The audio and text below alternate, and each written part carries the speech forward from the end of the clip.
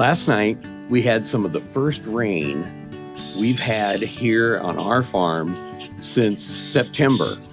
So with very little snow over the wintertime, it's been extremely dry. So we're having April showers. But you know what April showers bring? That's right, weeds. And new ways to kind of control weeds around the farmstead. That's our focus on this episode of Farmstead Forrest. Around our farmstead, we've planted a lot of wildflowers, trees, and shrubs in mulch islands. So a few years ago, we had a very cheap or actually free source of cedar wood chips from the local public power district. And they just took a big truckload of wood chips and were able to drop them off here.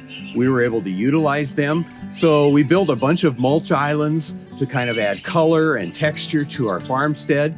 But the problem with some of these wood chips was that there was a lot of bindweed seed inside the chips. And that's the thing. When you get something free, there's always kind of a catch and a little challenge. So, we've used glyphosate over the years to control weeds in some of these mulch islands and around some of our trees and flower beds on the farm. But we wanted to try kind of a different, more natural alternative. So last summer, my wife and I tried horticultural vinegar. And we're not talking about the household vinegar. That is a very low concentration of acetic acid that actually helps kill these weeds. We're talking about horticultural vinegar. So we're talking about 20 to 30%, maybe 45% in concentration, which is much stronger, smells a little bit more. If it touches your skin, it will burn your skin. So you want to wear gloves when you apply this.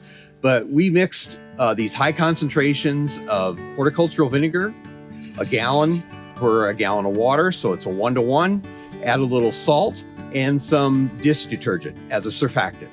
And the results have been really good for small weeds, extremely small weeds, even some small grasses in some of these mulch islands and around the house yard.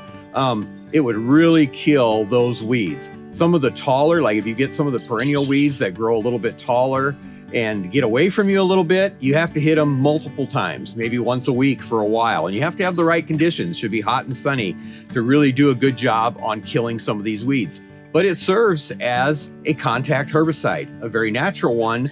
Again, there are challenges because of the odor, because it will burn your skin if you don't have gloves on. So you want to be careful not to get it on your skin when you're mixing into just a hand sprayer is what we use. But certainly these horticultural vinegars have a place in the toolbox to control certain weeds around your farmstead. So it's worth giving it a try. Well, that's it for this episode of Farmstead Forrest. For all your latest farm news, be sure to check out NebraskaFarmer.com and FarmProgress.com. And until next time, we hope all is well in your neck of the woods.